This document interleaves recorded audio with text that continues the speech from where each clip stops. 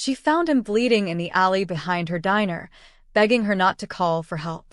Against every instinct, she dragged the stranger upstairs and saved his life. What she didn't know, the man she'd shown mercy to was the head of the city's most dangerous family. And the tattoo on his wrist matched the one in her dead husband's police file. The fluorescent sign above Murphy's diner flickered twice before dying completely. Clara Martinez didn't bother looking up. She'd asked the landlord to fix it 3 times already, and 3 times he'd promised next week. That was 4 months ago. She pulled her jacket tighter against the October wind and locked the front door, her keys jingling in the empty street.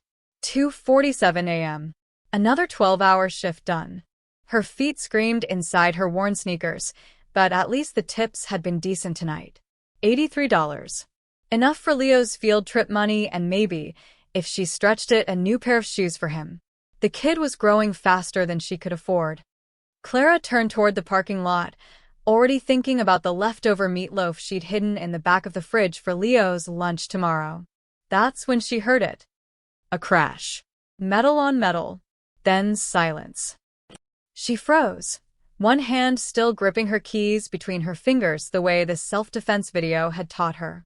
The alley beside the diner was pitch black except for the distant glow of the street lamp on the corner. Keep walking, her brain urged. Not your problem.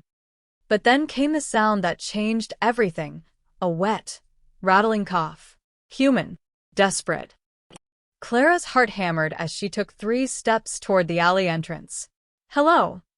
Her voice came out smaller than she intended.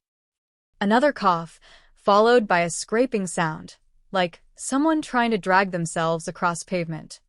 She pulled out her phone, thumb hovering over 911. The smart thing would be to call first, wait in her car. But what if someone was dying? What if every second mattered? Just like David, whispered the voice in her head. He didn't wait either. Clara stepped into the alley. The smell hit her first, copper and something acrid, like burnt rubber. As her eyes adjusted to the darkness, she made out a shape slumped against the green dumpster, a dark pool spreading beneath it. Oh God, she rushed forward, phone flashlight blazing. The man was maybe 40, maybe older, hard to tell with all the blood. His expensive suit was shredded on one side, soaked black-red. His breathing came in shallow gasps. But his eyes, even half-conscious, they were alert, tracking her movement with an intensity that made her shiver. I'm calling an ambulance, Clara said, already dialing. His hand shot out faster than should have been possible for someone bleeding out, gripping her wrist with surprising strength. No, the word came out as barely more than a whisper, but the command in it was absolute. No hospital. Please. Are you insane? You're dying. Hospital, he coughed, and blood flecked his lips. They'll find me. They'll kill me. And anyone who helped me. Clara's finger hovered over the call button. Every rational cell in her body screamed to press it, to let the professionals handle this, to walk away from whatever nightmare this man had brought into her alley. But she'd heard those words before. Different voice, different night, but the same desperate plea. Don't let them take me to County Hospital, Clara. That's where they have people. Just get me home. David had died, anyway, bled out in her arms before she could even start the car. She looked at this stranger's face, gray with shock, sweat beading on his forehead despite the cold, and made a decision she knew she'd probably regret. Can you walk?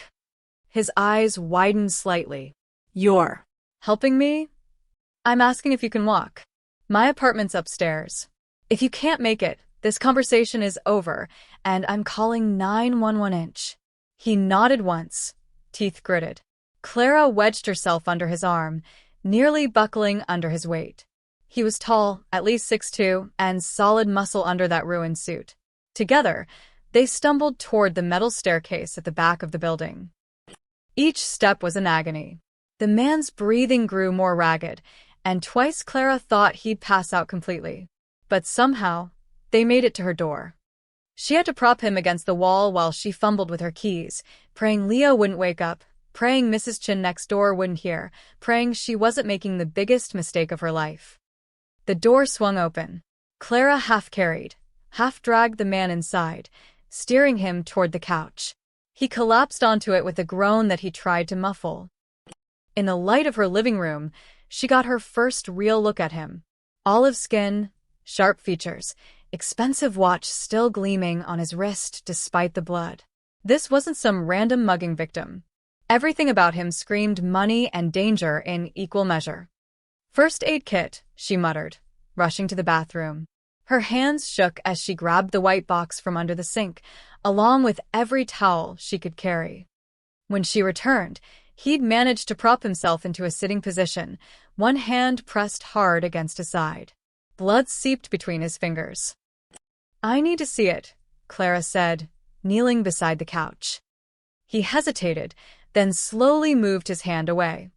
The wound was deep, a gash that ran from his ribs to his hip. Knife wound, she realized with a chill. Someone had tried to gut him. "Mom." Clara's heart stopped. She turned to find Leo standing in the hallway, 7 years old and drowning in his two big Spider-Man pajamas, rubbing sleep from his eyes. "Baby, go back to bed." "Is he gonna die?" Leo's voice was small, scared, but his dark eyes were fixed on the stranger with unsettling curiosity. The man on her couch looked at her son, and something flickered across his face, pain that had nothing to do with his wound. "Not tonight," Clara said firmly, the same words she'd said when Leo had asked about his father. "Not tonight.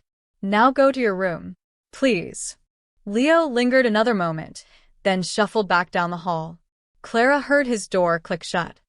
She turned back to the stranger, their eyes meeting over the blood-soaked towels. "You need stitches. Real stitches. I can clean this and bandage it, but—" "Do what you can," his voice was steadier now, almost gentle. "I've survived worse."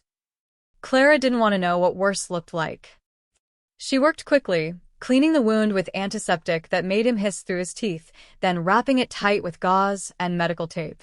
It wasn't pretty, but it would hold until morning. "You can take the couch," she said finally, gathering the bloody towels. "I'll bring you water and some painkillers. In the morning you leave. And we never speak of this again." He nodded slowly. "Thank you. You didn't have to." "No." Clara cut him off. "I didn't. So don't make me regret it." She walked to the kitchen, legs trembling now that the adrenaline was fading. Through the window, she could see the alley below, the dark stain where she'd found him. Behind her, the stranger settled into her couch with a soft groan. "My name," he said quietly, "is Mr. Clara didn't turn around. "I don't want to know your name. I want you gone by sunrise." But even as she said it, she knew she was lying. Because she'd already seen the tattoo on his wrist when she'd bandaged him, a black serpent coiled around a dagger. She'd seen that symbol before. In the police file hidden in her bedroom closet. The one about her husband's murder. Morning light filtered through the cheap blinds, casting striped shadows across Clara's living room. She'd barely slept, spending most of the night in the chair by her bedroom door, ears straining for any sound that might mean danger. Every creak of the building, every distant siren had sent her pulse racing. Now, standing in her kitchen doorway with a cup of coffee clutched in both hands, she watched the stranger sleep.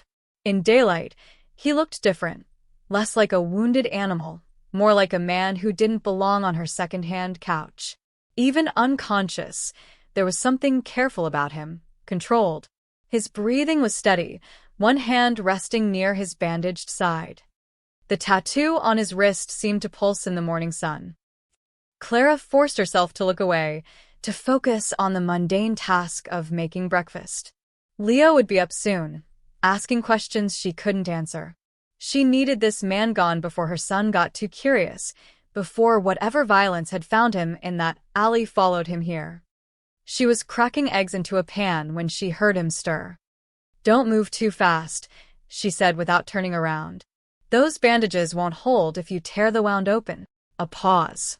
Then his voice, rough with sleep and pain. "You're still here?" "It's my apartment." Clara flipped the eggs with more force than necessary. "Where else would I be? Most people would have called the police the moment I passed out."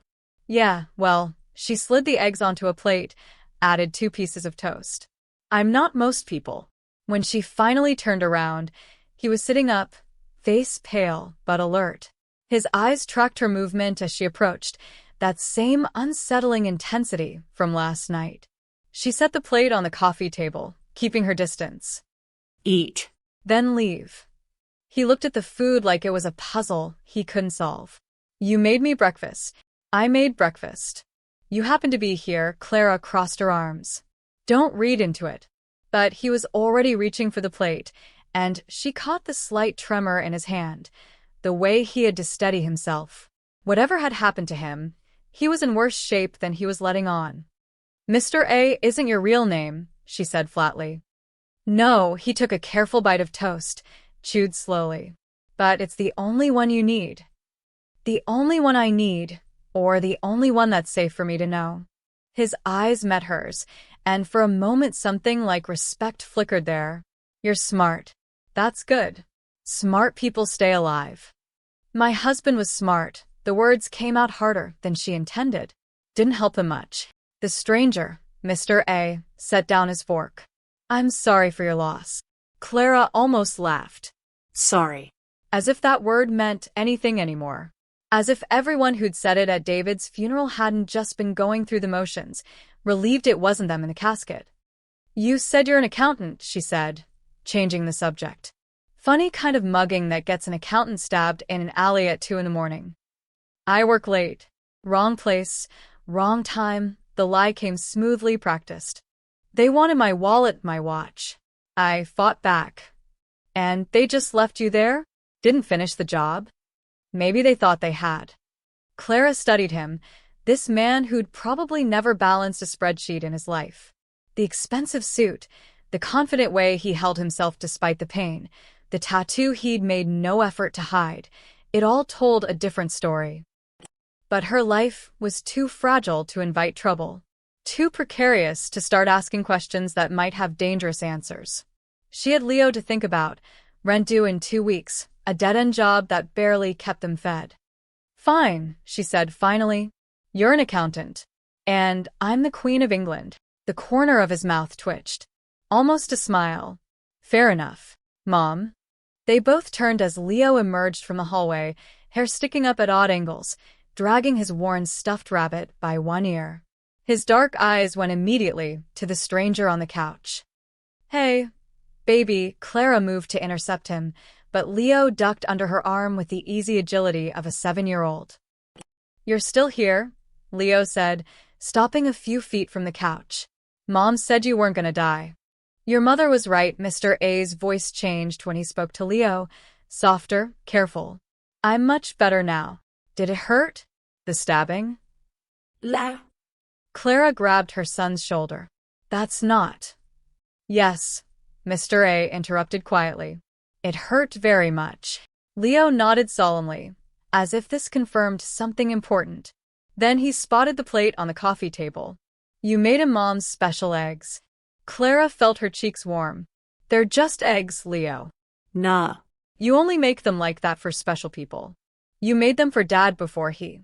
Leo stopped, glancing at his mother's face. The silence stretched too long.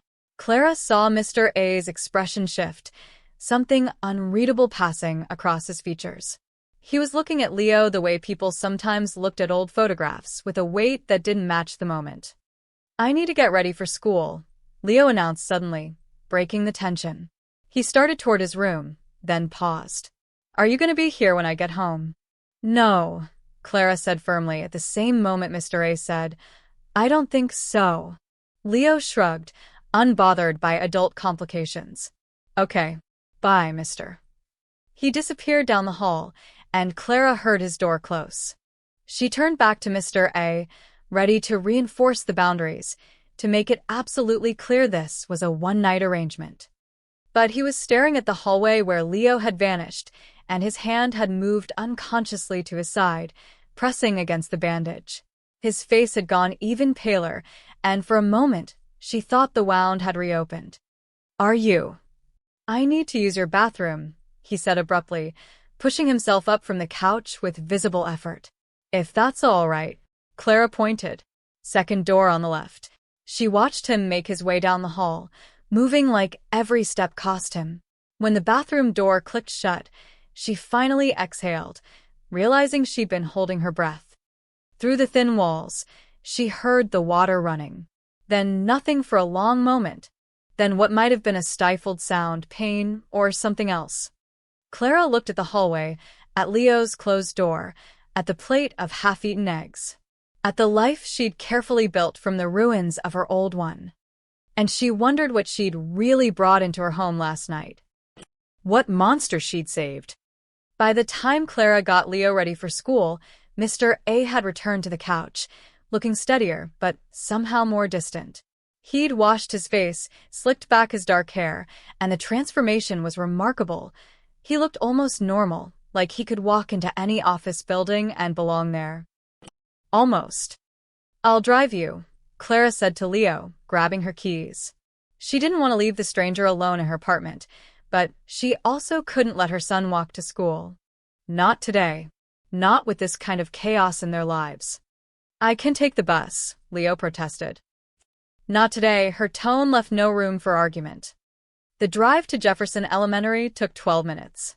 12 minutes of Leo chattering about his friend Marcus's birthday party next week, about the math test he was worried about normal 7-year-old things that felt surreal given what was waiting back at her apartment. "Mom," Leo asked as she pulled up to the drop-off zone, "is that man gonna hurt us?" Clara's hands tightened on the steering wheel. No, baby. "He's not." Okay, Leo unbuckled his seatbelt, then paused. Dad would have helped him too, right? The question hit her like a punch to the chest. "Yeah," she managed. "Dad would have helped him too."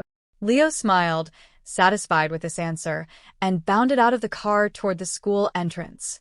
Clara watched until he disappeared through the doors, then sat there for another minute, trying to steady her breathing.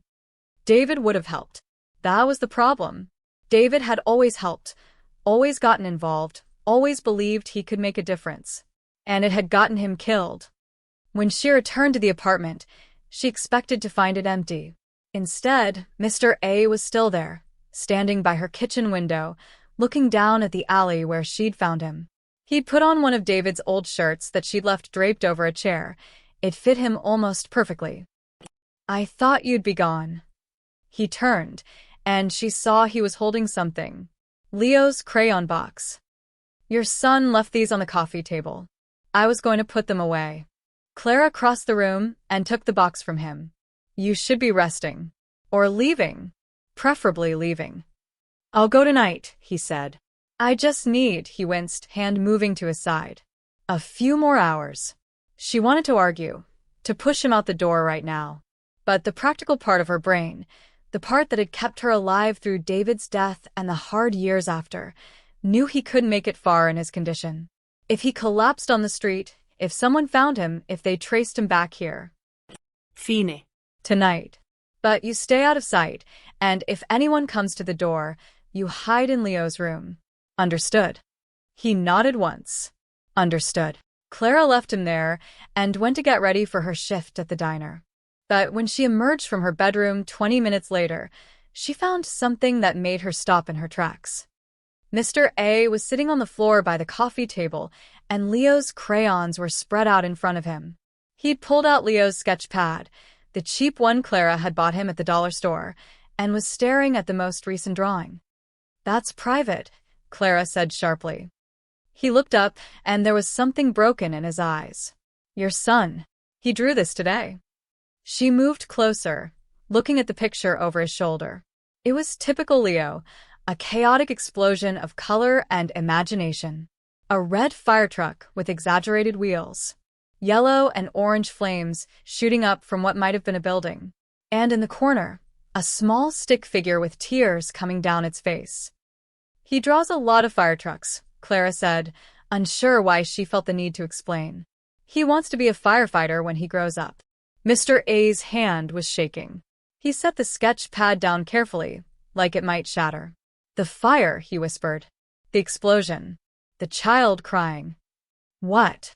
But he was already standing, backing away from the coffee table like it had burned him. His face had gone sheet white, and his breathing was coming too fast. He turned toward the hallway, stumbled.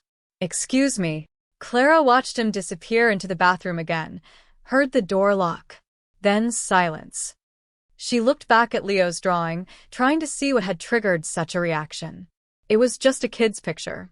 Nothing special, nothing unusual. Leo had been drawing fire trucks since he was 4, ever since he'd seen the firefighters who'd tried to save David. Tried.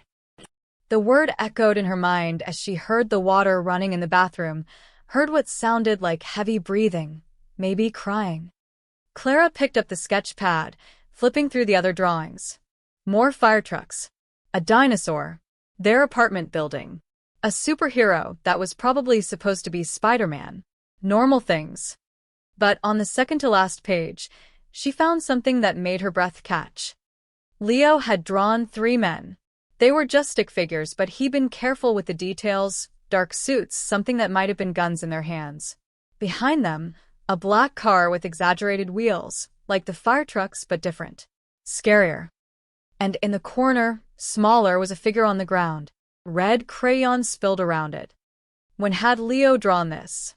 She tried to remember, but the past few weeks had been such a blur of double shifts and exhaustion that she couldn't pin it down. The bathroom door opened, and Mr. A emerged.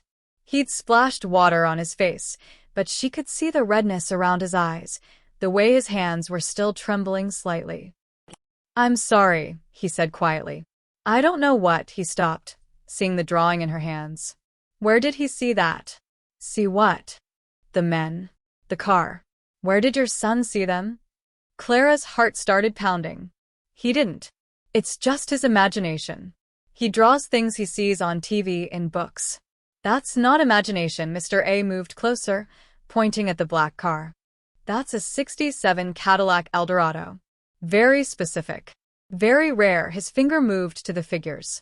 And those aren't toy guns. See the way he drew them? Extended barrels. Those are suppressors.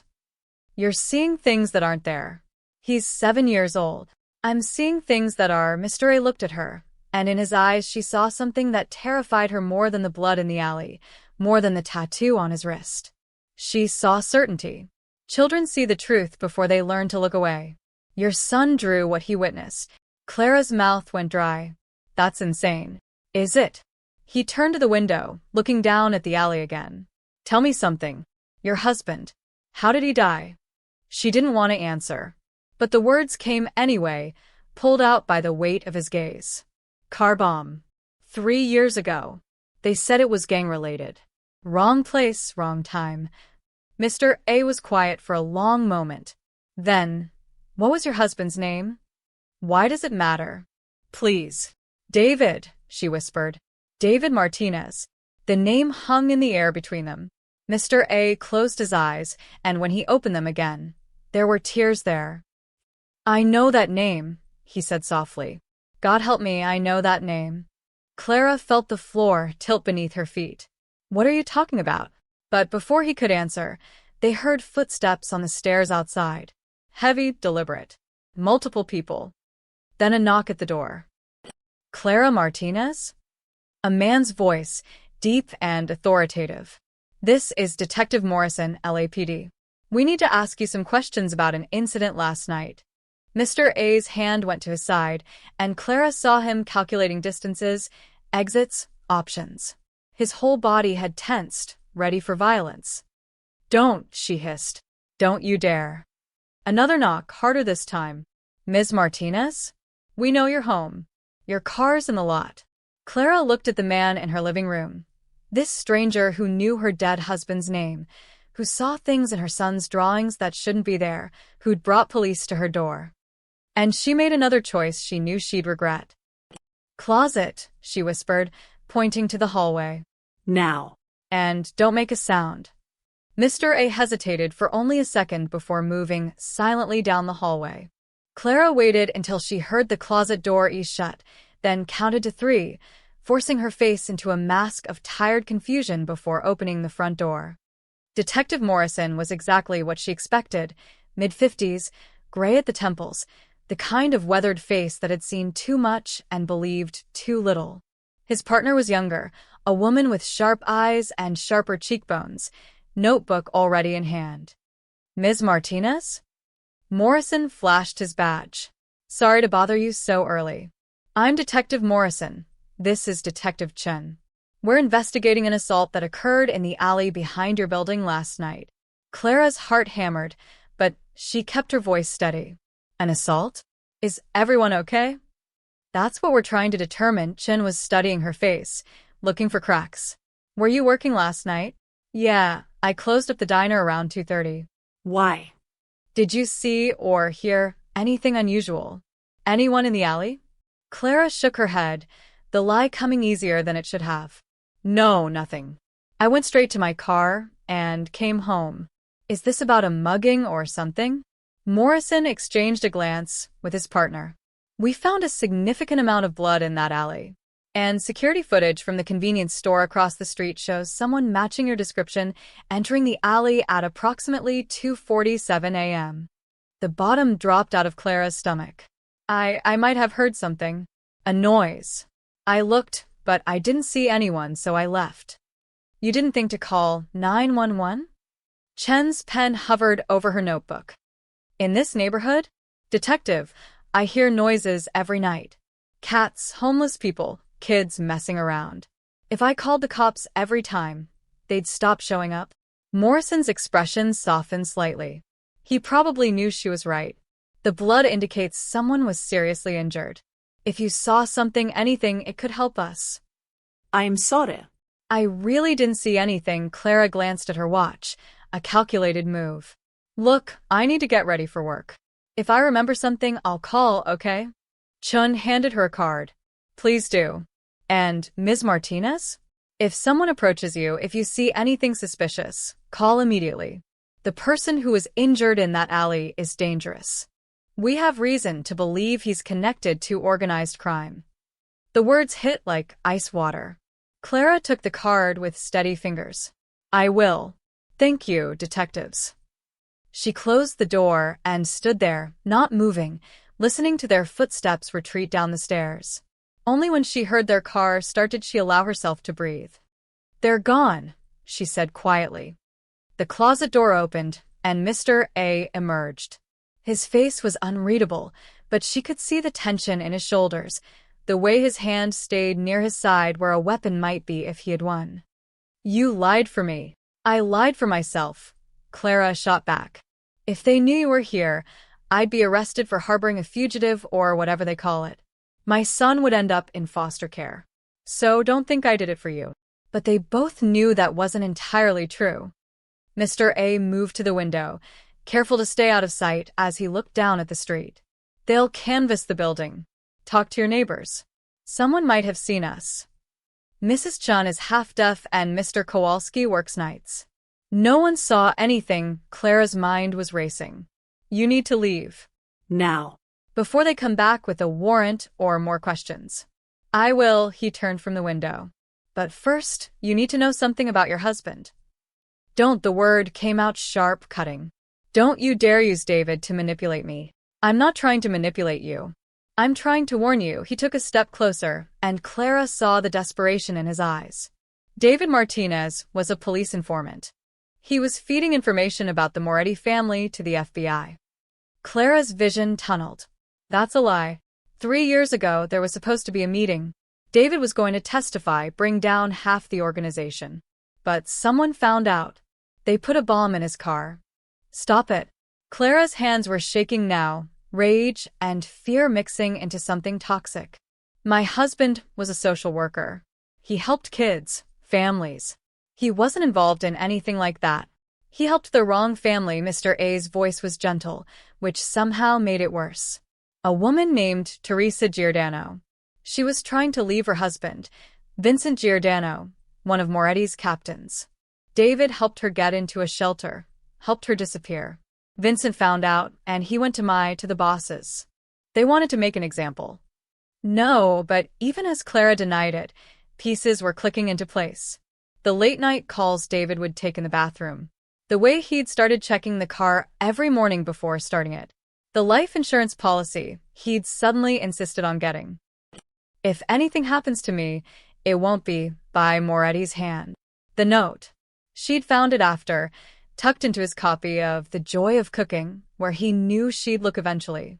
She'd thought it was paranoia, grief talking from beyond the grave. But what if it was a warning? Clara's legs gave out. She sat down hard on the couch, the same couch where this stranger, this criminal, had slept. Who are you? Really? He was quiet for a long moment. Then he moved to the coffee table and slowly, deliberately, rolled up his sleeve further, revealing the full tattoo. The black serpent coiled around a dagger, and beneath it, in small script, Famiglia Prima. Family first. My name is Adrian Moretti, he said quietly. And your husband died, because of my family. The room spun. Clara had seen that name in the police files, heard it whispered in the diner by cops who came in for coffee. Adrian Moretti, the heir, the enforcer, the man they could never quite catch. You killed him, her voice was hollow. No. But I couldn't stop it. Adrian's face was raw, exposed. I tried. When I found out about the order, I went to Vincent, tried to talk him down. But I was too late. By the time I got there, David was already. He stopped, swallowed hard. I'm the reason they blamed me for his death. Because I was there. Because I tried to pull him out of the car. Because I failed. Clara's mind was reeling, trying to process. The tattoo. I saw it last night. In the police file. They said anyone with that mark was part of the family. They were right. Then why did your own people try to kill you? Adrian smiled, but there was no humor in it. Because after David died, after I saw what we'd done to an innocent man who was just trying to help someone, I started asking questions. Making trouble. My second-in-command, Vico, saw an opportunity. He leaked information about my doubts to the others, made it look like I was going to flip, become an informant like David. Last night was supposed to be a meeting. Instead, it was an execution. And you came here. To me. To David's widow, Clara felt hysteria bubbling up. Were you trying to get absolution? Clear your conscience. I didn't know, Adrian's voice cracked. I swear to God, I didn't know whose wife you were until this morning. Until I saw that picture, on your mantel. David in his uniform, at some kind of ceremony. I recognized him immediately. Clara looked at the photo, he meant. David receiving an award for community service, grinning like he'd won the lottery. She'd kept it there because it was how she wanted Leo to remember his father. Happy. Proud. Alive. Get out, she whispered. Clara. Get out of my house. Get out and never come back. Adrian nodded slowly. He moved toward the door, then stopped. For what it's worth, your husband was a good man. Better than anyone in my world. And Leo, his voice softened. He has his father's eyes. His courage too, I think. Don't talk about my son. Don't even think about him. I won't. Adrian opened the door. Check the hallway. But Clara? The men who did this to me, they know about witnesses, about loose ends. If they think for a second that I survived, they'll come looking. And they'll talk to everyone I might have contacted. Ice flooded Clara's veins. Are you threatening me? I'm warning you. Stay alert. If you see anyone suspicious, anyone asking questions, call the police. Call Detective Morrison. Don't try to handle it yourself. He slipped out the door and was gone, moving silently despite his injury.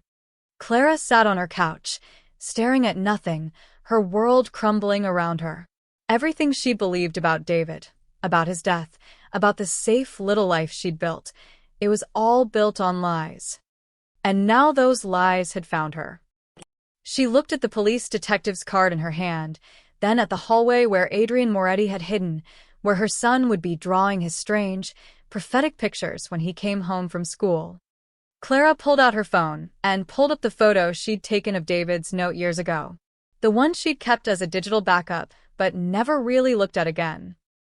If anything happens to me, it won't be by Moretti's hand. Her finger trembled as she zoomed in on the handwriting, looking at it with new eyes. And there, in the corner she'd never noticed before, were two more words in David's careful script. Trust Adrian. Clara called in sick to work for the first time in 2 years. She couldn't face the diner, couldn't pretend to smile at customers while her entire world was disintegrating. Instead, she sat at her kitchen table, David's old police files spread out in front of her, reading reports she'd only skimmed before because they'd hurt too much.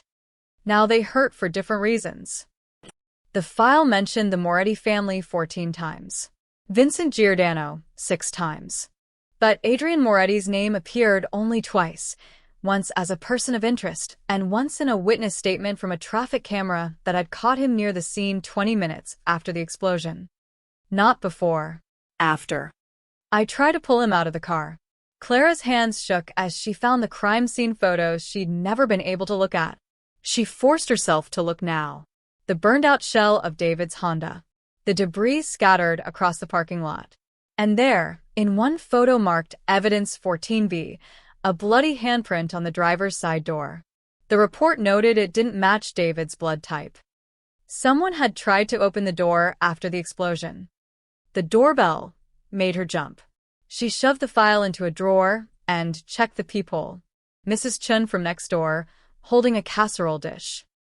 Clara opened the door, trying to look normal. Mrs. Chun, hi. I saw the police here this morning, the elderly woman said, her accent thick. I worry. You okay? I've fine. Just routine questions about something in the alley. Mrs. Chun frowned, unconvinced, but handed over the casserole. You eat. You too skinny. That boy needs strong mama. Thank you. Clara took the dish, its warmth seeping through the ceramic. Really, we're okay. After Mrs. Chun shuffled away, Clara set the casserole on the counter and returned to the file. But her phone buzzed before she could open the drawer again. Jefferson Elementary. Her heart stopped. Ms. Martinez? This is Principal Dawson. Leo's fine, but we need you to come pick him up. What happened? He got into an altercation with another student. No one's hurt, but he's quite upset. He's been asking for you. 20 minutes later, Clara found Leo sitting in the principal's office, arms crossed, tear tracks on his face. He looked so small in the big leather chair, so scared. She wanted to scoop him up and run, take him somewhere far away from Mafia families and dead husbands and secrets that kept multiplying. Baby, what happened? Marcus said Daddy was a snitch. Leo's voice was small, broken. He said his dad said that Daddy deserved what he got. So I pushed him. Clara's blood ran cold. Marcus's dad said that. Principal Dawson shifted uncomfortably. We'll be speaking with Marcus's family about appropriate conversations around children. But Leo, we've talked about using our words, not our hands. I understand. Clara cut her off gently. Can I take him home now? In the car, Leo was silent, staring out the window. Clara drove on autopilot, her mind racing. Marcus's father was a cop. She'd met him at a school event last year. Officer Richard Boyd, smug smile. Handshake too firm. How much did the police know? How long had they known? Mom. Leo's voice was tiny. What's a snitch? Clara pulled into their parking lot and turned off the engine. She looked at her son, this beautiful boy who had David's dark eyes and curious mind, and made a decision. It means someone who tells the truth when bad people don't want them to, she said carefully. Your dad helped people who needed help, even when it was dangerous. That made some people angry. But telling the truth is good. It is, baby. It is. They climbed the stairs to their apartment, and Clara's hand froze on the doorknob. It was unlocked. She always locked it. Always. Stay behind me, she whispered to Leo. She pushed the door open slowly. The apartment looked undisturbed, but something felt wrong.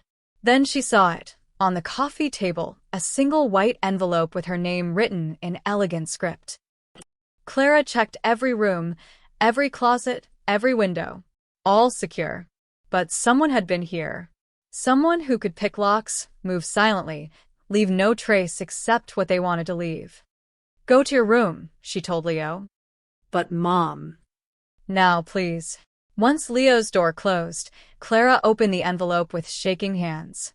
Inside was a single sheet of expensive paper and 3 photographs. The letter was short. Clara, I couldn't leave without giving you answers. The photos are from 3 years ago, the night David died.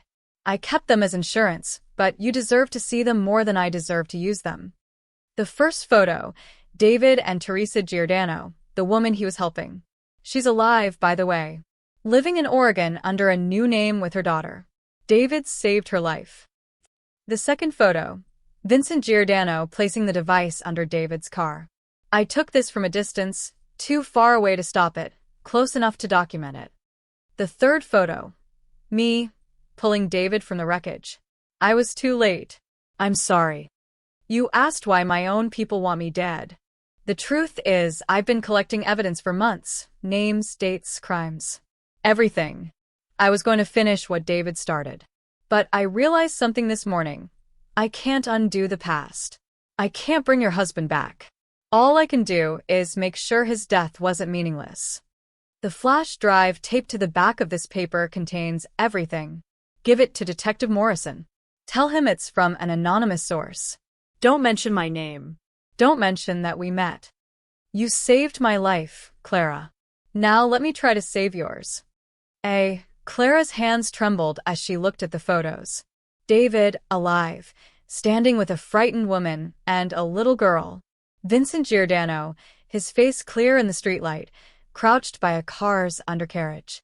And Adrian, younger but unmistakable, his clothes covered in soot and blood, cradling David's body against his chest, his face twisted in anguish. She peeled the back of the paper. The flash drive was there, smaller than her thumbnail, containing evidence that could destroy an entire criminal organization. Mom. Clara spun around. Leo stood in his doorway, holding his sketch pad. I drew something else, he said quietly. Last night, while you were sleeping. He held up the pad. Clara's breath caught. The drawing was more detailed than the others. 3 men in dark suits, but this time their faces were visible, crude crayon representations, but distinctive enough. One had a scar on his cheek. One wore glasses. And one was younger, with dark hair and what looked like a tattoo on his wrist. Behind them was a building that looked remarkably like their apartment complex. And in the window of one apartment, their apartment, were 2 stick figures. One tall, one small. When did you see these men? Clara's voice didn't sound like her own. I didn't see them, Leo said, confused. I dreamed them. They were looking for something. Someone. He pointed to the figure with the tattoo. This one was nice, I think. But the other ones were scary. Clara knelt down, pulling Leo close. Listen to me, baby. This is very important. If you ever see these men, any of them, you run to Mrs. Chen's apartment and you call 911. Do you understand? You're scaring me. I know. I'm sorry. But do you understand? Leo nodded against her shoulder. Are the bad men coming here? Clara looked at the flash drive in her hand, at Adrian's photos, at her son's prophetic drawings. She thought about David's note, trust Adrian, and about the man who'd tried to save her husband, who'd spent 3 years collecting evidence, who'd warned her even after she'd thrown him out. I don't know, she admitted, but we're going to be ready. She pulled out Detective Morrison's card and stared at it for a long moment. One phone call, and she could hand over everything. End this. Let the police handle it. But something held her back. If Adrian was right, if Vico and his men thought for even a second that Adrian had survived and passed information to someone, they wouldn't stop. They'd eliminate every potential witness. Her phone buzzed. Unknown number. She answered cautiously. Hello. Heavy breathing. Then a voice digitally distorted. We know he was there. We know you helped him. Tell us where Moretti is and your son lives. The line went dead. Clara looked at Leo at his drawings at the flash drive. And she realized Adrian had been wrong about one thing. He hadn't saved her life. He'd ended it. Clara's hands shook so violently, she nearly dropped the phone. She looked at Leo, still clutching his sketch pad, oblivious to the threat that had just been made against his life. Baby, pack a bag. Clothes for 3 days, your toothbrush, Mr. Hoppy. She kept her voice steady through sheer force of will. Are we going somewhere? We're going to visit Aunt Rachel. The lie came automatically. Rachel, David's sister, Live 2 hours away in San Diego. Far enough to matter. But I have school tomorrow. You're getting a vacation day. Clara was already moving, grabbing her own bag, throwing in essentials. Her hands found David's old prepaid phone in the back of her nightstand drawer, the one she'd kept for emergencies, still charged, untraceable. She called Rachel. I need you to do something for me, and I need you to not ask questions. Clara? What's wrong? I'm sending Leo to you on a bus. He'll be at the downtown station in 2 hours. Can you pick him up? A bus? Clara, what's going on? Please, Rach. I'll explain later. Just keep him safe. A pause.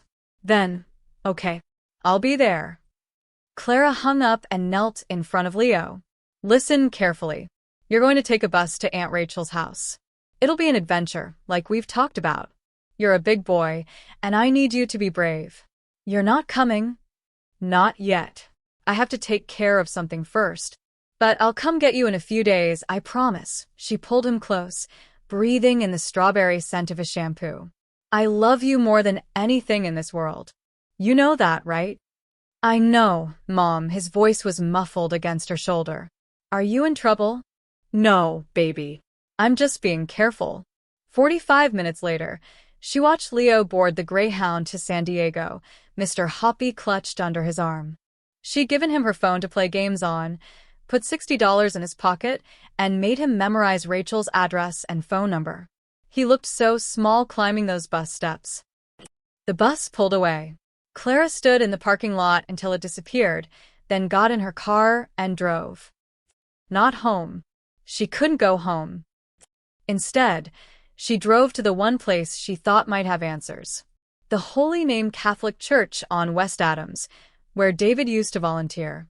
Where Father Miguel had presided over his funeral, had held her hand while she cried, had promised that justice would come eventually. The church was quiet in the late afternoon, sunlight streaming through stained glass windows. Father Miguel was in his office, bent over paperwork. Clara, he stood immediately, concern creasing his weathered face. My child, what's wrong? I need to see the records. From 3 years ago. The donations, the volunteers, everything from the month before David died. Father Miguel hesitated. Clara, those records are confidential. David was helping someone. A woman named Teresa Giordano. I know she came here. I know he met with her through your outreach program. Clara's voice cracked. Please, Father. Someone threatened my son today. I need to understand what David was involved in. The priest's face paled. He closed the office door and locked it. Sit down. You knew. The realization hit Clara like a fist. You knew what David was doing. I knew he was helping a woman escape an abusive situation. I didn't know. Father Miguel rubbed his face. I didn't know who her husband was until after. Until the police came asking questions. Until David was gone. Clara, what David did was noble. Teresa and her daughter were in mortal danger. He saved their lives. And it cost him his own. Clara pulled out Adrian's photos, spreading them on the desk. Did you know about this? About Adrian Moretti? Father Miguel picked up the photo of Adrian pulling David from the wreckage. His hands trembled. Where did you get this? Does it matter? Adrian Moretti came here 2 weeks after David died. He sat in the confession booth for 3 hours. The priest's voice was barely above a whisper. He told me everything. The guilt was destroying him. He said he'd tried to save David, tried to stop it, but he was too late. He asked me how to make amends for a sin he didn't commit but couldn't prevent.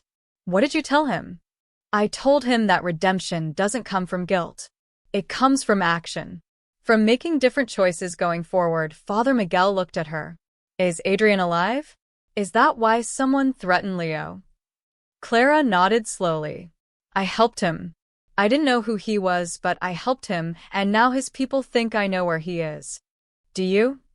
No. He left this morning, and I haven't heard from him since. She pulled out the flash drive. But he left me this. Evidence against his own family. And I don't know what to do with it. Before Father Miguel could respond, Clara's borrowed prepaid phone buzzed. Unknown number again. She answered, her voice cold. What do you want? Ms. Martinez, a different voice this time, smooth and cultured. My name is Vico Santoro. I believe you've met my associate, Adrian. I don't know what you're talking about. Please. We saw the security footage. We know he went into that alley bleeding. We know you went in after him. We know he didn't come out. Vico's voice remained pleasant, almost friendly. We also know your son just boarded a bus to San Diego. Seat 14B, if I'm not mistaken. Clara's blood turned to ice. If you touch him. I'm not a monster, Ms. Martinez. I don't hurt children. But I do need to find Adrian. He is something that belongs to me. Information that could be very damaging if it fell into the wrong hands. He's dead. He died in that alley. Then you won't mind if we search your apartment? Thoroughly. Clara looked at Father Miguel, at the flash drive on his desk. Fine. Search all you want. You won't find anything. We already are. Vico's smile was audible. My men are there right now.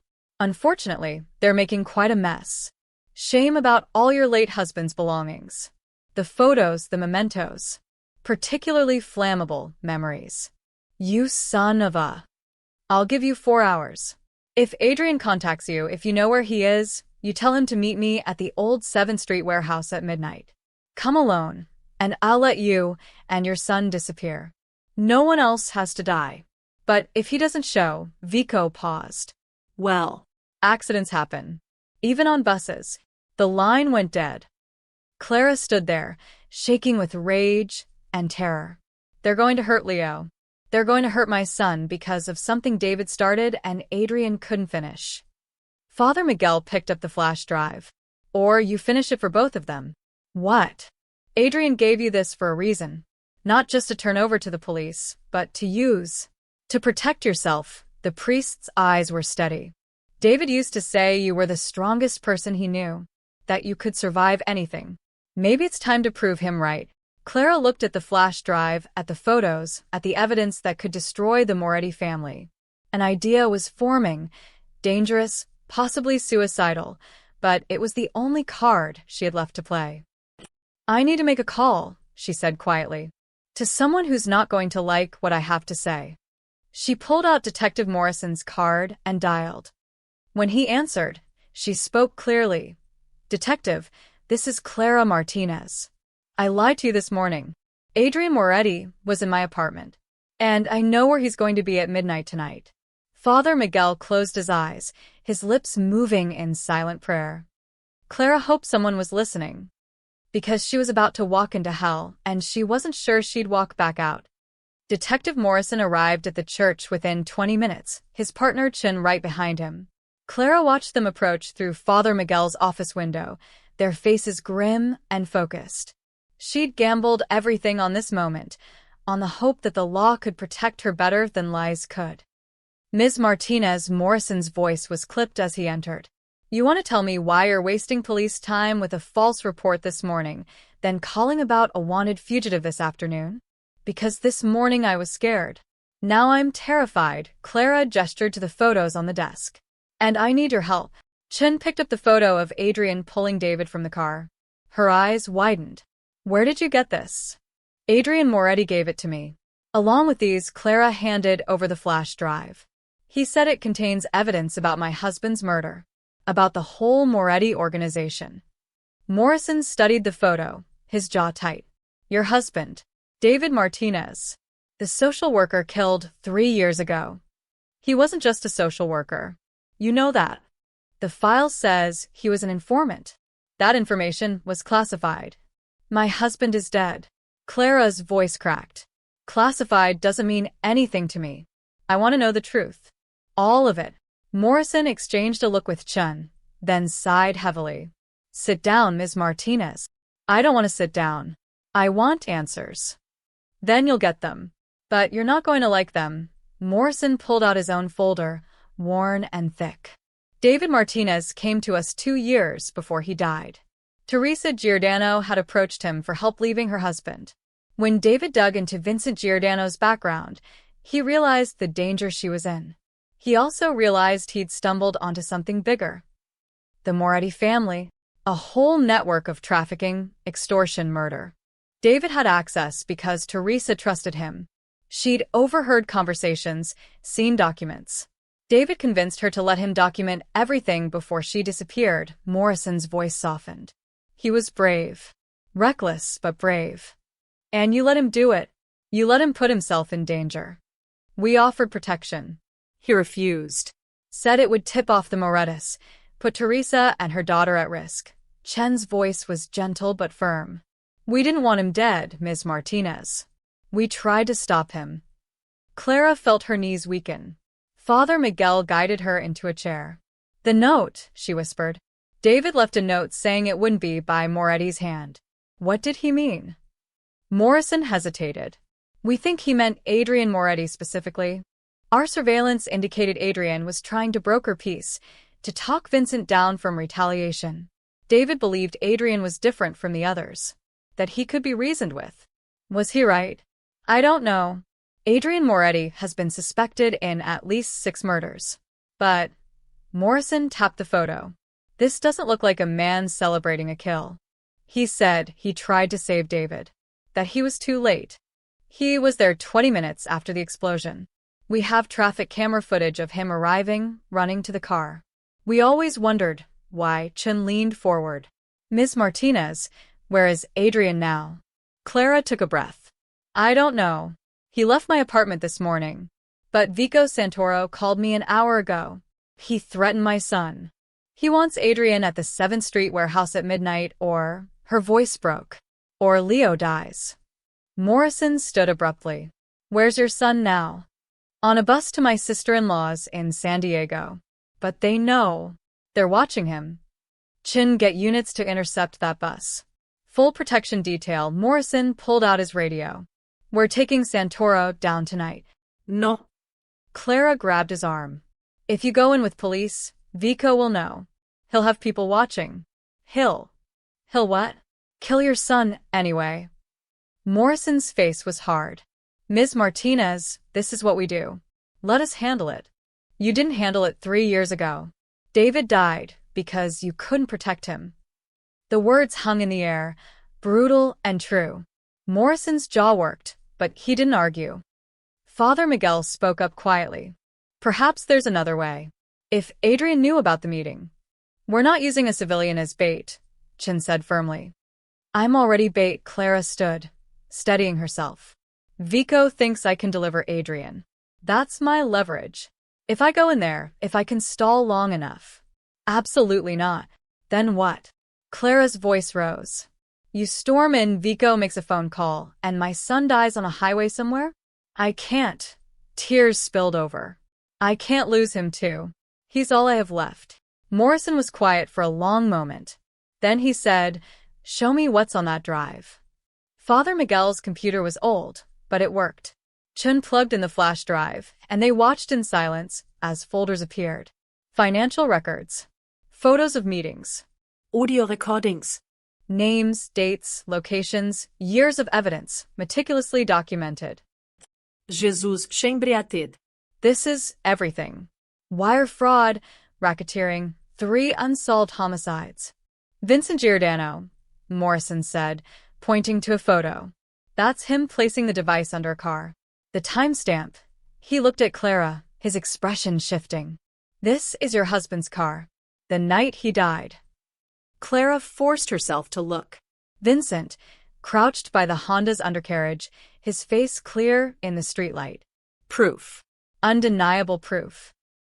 There's a video file, Chin said, clicking it open. Adrian's face filled the screen, haggard and bruised.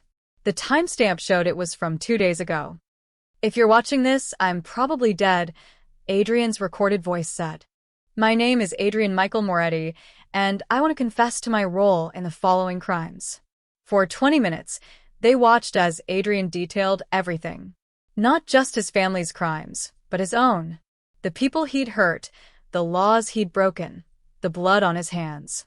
He spoke clearly, calmly, like a man who'd accepted his fate. But I need to be clear about one thing, Adrian said near the end. David Martinez was killed on Vincent Giordano's orders, with approval from my uncle, Carlo Moretti. I tried to prevent it. I failed. That failure has haunted me every day since.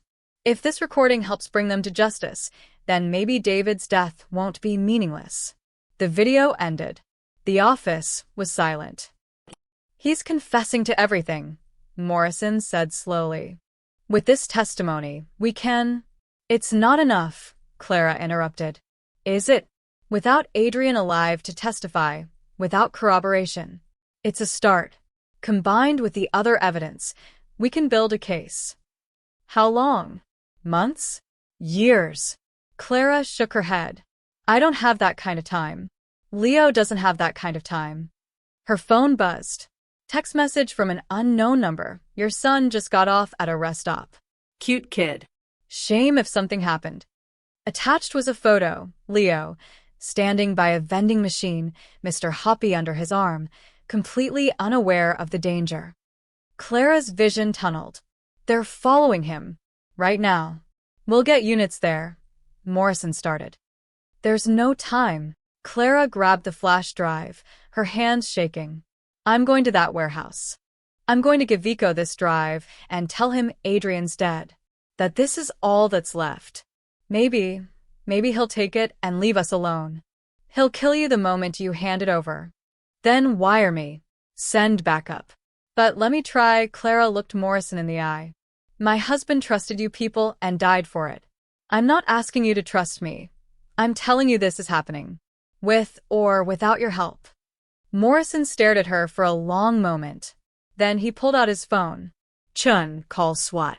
Tell them we're setting up a sting operation at the 7th Street warehouse. Full tactical support, but they stay back until my signal. He turned to Clara. You're going to do exactly what I say when I say it. Understood? Clara nodded, her heart pounding. Good. Because we've got 6 hours to set a trap for the most dangerous crime family in Los Angeles. Morrison's smile was grim. And if anything goes wrong, we're all dead. Father Miguel made the sign of the cross. God be with you, my children. Clara touched the photos of David one last time, then followed the detectives out into the dying light. Behind them, on the computer screen, Adrian's frozen face stared out, a ghost confessing to ghosts. The 7th Street warehouse loomed against the night sky like a rotting tooth. Clara sat in her car 2 blocks away, the wire taped between her shoulder blades feeling like ice against her skin. Detective Morrison's voice crackled in her nearly invisible earpiece. SWAT's in position. Snipers on the roofs, tactical units in the adjacent buildings. Remember, you're just there to make contact. The moment you confirm Vico's presence, you give the signal and get out. What's the signal again? Clara's voice shook. You say, I need fresh air, that's it. Simple. Then you drop and we move in. Clara looked at the flash drive in her hand. The real one was with the police, being copied and analyzed. This was a dummy. Identical on the outside, but empty inside. If Vico checked it before she could get out. Ms. Martinez, you don't have to do this. Chen's voice came through. We can abort right now. And Leo? Clara closed her eyes, seeing that photo of her son at the rest stop. 2 patrol units had picked him up 20 minutes ago, were taking him to a safe house in San Diego. But Vico didn't know that yet. No. I have to finish this. She stepped out of the car. The November wind cut through her jacket as she walked toward the warehouse. Every instinct screamed at her to run, but she forced one foot in front of the other. The warehouse door was open, spilling yellow light into the darkness. Clara stepped inside. The space was cavernous, filled with rusting machinery and empty crates. In the center, under a flickering bulb, stood Vico Santoro. He was younger than she expected, maybe 40, handsome in an expensive suit, his dark hair slicked back. 2 men flanked him, their jackets bulging with concealed weapons. Ms. Martinez, Vico's smile was warm, friendly even. Thank you for coming. I know this must be difficult. Where's Adrian? Clara's voice echoed in the empty space. Dead, you said. In the alley, Vico tilted his head. Though we never found a body. Funny, that. I buried him. In the Angeles National Forest. Off Route 2. Mile marker 47". The lie came smoothly. Morrison had prepared her for this. I panicked. Didn't want the police finding him in my apartment. You buried a 6'2" man by yourself. Fear's a good motivator. Vico laughed, but it didn't reach his eyes. You know what I think? I think Adrian's alive. I think he's hiding, and I think you know where. Then you think wrong. Clara held up the flash drive. This is what you want, right? The evidence? Adrian gave it to me before he died. Said if anything happened to him, I should use it as insurance. Insurance against what? Against people like you coming after my son. Clara took a step forward. Here's the deal. You take this, you leave me and Leo alone, and we all pretend none of this ever happened. Vico studied her for a long moment. Then, he gestured to one of his men. Check it. The man pulled out a laptop, plugged in the drive. Clara's heart hammered as he clicked through folders. Empty. All empty. The man looked up at Vico and shook his head. Well, Vico said softly. That's disappointing. I need fresh air, Clara said quickly, too quickly. Vico smiled. I don't think so. One of the men grabbed her arm. Clara struggled, but he was too strong, forcing her toward a chair. This wasn't the plan. She was supposed to say the words and get out. Why weren't the police moving? Morrison, she shouted. Morrison, help. Vico's smile widened. The police can't hear you, Ms. Martinez. These walls are reinforced concrete, 2 feet thick. Even with your little wire. He reached into her collar, ripped out the device, crushed it under his heel. They won't know what's happening until it's too late. Clara's blood ran cold. You knew. We have people everywhere. Did you really think 2 detectives could set up an operation like this without us noticing? Vico crouched in front of her. Now. Let's try this again. Where is Adrian? I told you. The slap came so fast she didn't see it. Her head snapped to the side, stars exploding across her vision. Wrong answer. Vico grabbed her chin, forcing her to look at him. Adrian has the real evidence, doesn't he? Copies, backups. He's too smart to give you the only one. So where is he? Go to hell. Outside, she heard the unmistakable sound of gunfire. Vico's head snapped up. More shots, rapid and close. Boss, one of the men said urgently. We've got company. The police? No, the man was listening to something on his radio, his face going pale. It's our guys. Someone's taking them out.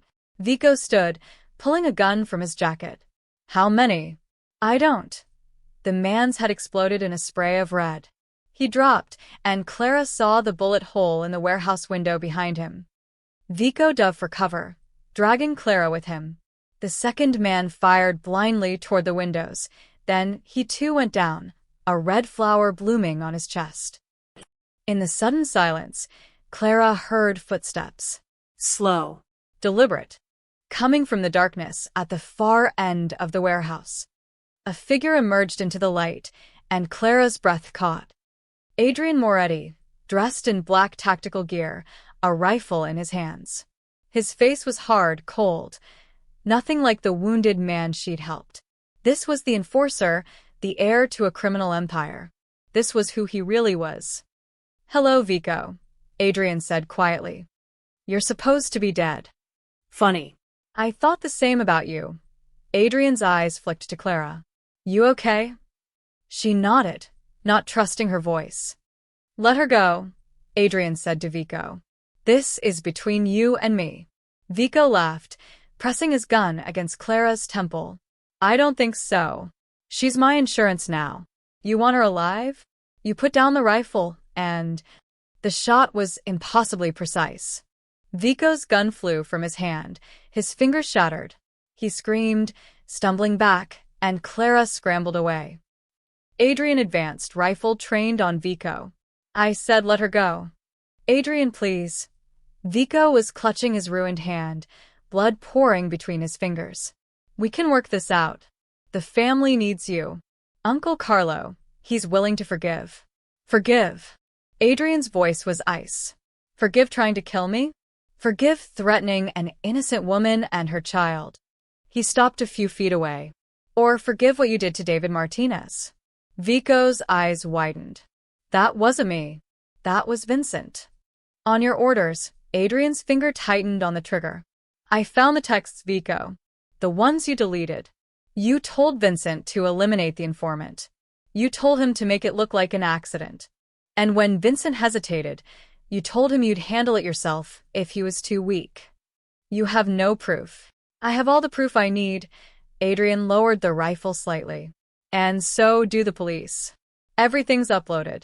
Cloud storage, encrypted servers sent to 3 different law enforcement agencies. Even if you kill me right now, it's over. Sirens wailed in the distance, growing closer. Vico looked toward the door, calculating odds. Don't, Adrian warned. But Vico ran anyway, sprinting for the exit. Adrian didn't shoot. He just watched as Vico burst through the door and straight into a wall of SWAT officers. The takedown was swift and brutal. Clara stood on shaking legs. You came. After everything, you came? I couldn't leave you alone in this. Adrian lowered the rifle, suddenly looking exhausted. I'm sorry, Clara. For all of it. For David, for bringing this to your door, for... Hands up. Drop the weapon. Morrison and a dozen officers poured through the door, guns drawn. Adrian carefully set down the rifle, raising his hands. It's over, he said quietly. I'm Adrian Moretti, and I'm surrendering myself to police custody. Morrison moved forward with handcuffs. You have the right to remain silent. I waive my rights. I want to confess. All of it. Adrian's eyes met Clara's one last time. And I want to testify against everyone involved in David Martinez's murder. As they led him away, Clara sank to the floor, her whole body shaking. Chun knelt beside her, wrapping a blanket around her shoulders. You did good, the detective said softly. Your son's safe. It's over. But Clara wasn't sure it would ever really be over. Not while David's ghost still lingered in every shadow. Not while Adrian's confession echoed in her ears. Not while the truth continued to unfold like a poisonous flower, revealing new horrors with every petal. The next 72 hours passed in a blur of police stations, lawyers, and statements. Clara repeated her story so many times it stopped feeling real. The alley, the blood, Adrian's confession, Vico's threats. Each telling stripped away another layer of emotion until she was reciting facts like a grocery list. Leo remained in San Diego with Rachel, and Clara had never been more grateful for the distance. She called him every night, listening to him chatter about the beach and Rachel's dog and the ice cream they'd had for dinner, normal things that felt like a lifeline to sanity. On the 4th day, Detective Morrison called her to the station. We need you to identify something, he said, his voice strange. Careful. Clara's stomach dropped. What is it? Just come down, please. The medical examiner's office was in the basement, sterile and cold. Morrison led her to a viewing room with a glass window. On the other side was a body on a gurney, covered with a white sheet. We found him 2 hours ago, Morrison said quietly. At the docks, in the water. He'd been shot twice in the chest. We need you to confirm it's him. Clara's hands went numb. Adrian? Just look. Please. The medical examiner pulled back the sheet. Adrian Moretti's face was pale, his lips blue, his dark hair plastered to his forehead. His eyes were closed, and he looked almost peaceful, like he was sleeping.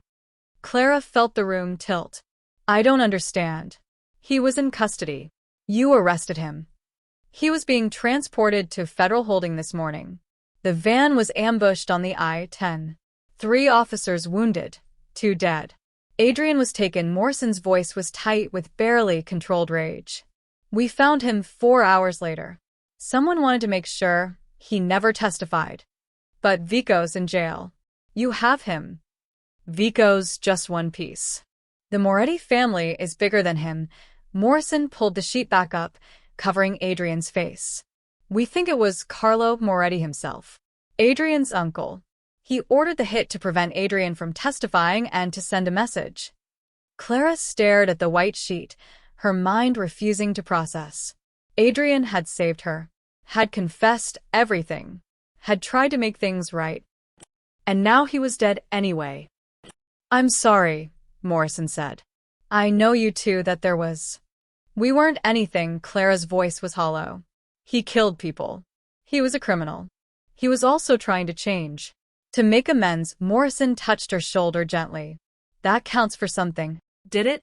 Clara didn't know anymore. She left the morgue and drove aimlessly for an hour, ending up at Holy Name Church without meaning to. Father Miguel found her sitting in an empty pew, staring at nothing. "I heard," he said softly, settling beside her.